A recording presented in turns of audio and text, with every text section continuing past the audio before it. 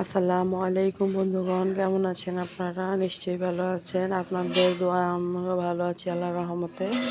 আজ দুপুরে দেখেন করলার ঝোল করেছি, তেলাপিয়া মাছ দিয়ে পালং শাক, পুঁটি মাছ দিয়ে মূলা, ছেলের জন্য চিংড়ি মাছ ভাজা, ভর্তা, বেগুন ভর্তা, পেঁয়াজ মরিচের ভর্তা, আরও সাথে করলা ভাজি। কার যে কি পছন্দ সেটাই করে দিতে হয়।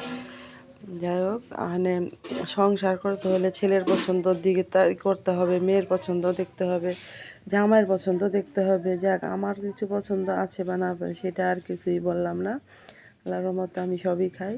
এই যে ভর্তা বানিয়েছি, এখন ভাত নিয়ে এটার মধ্যে মেখে খাবো।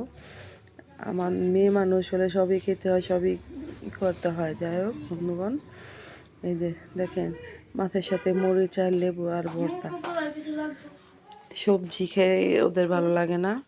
বন্ধুগণ, খোদা হাফেজ।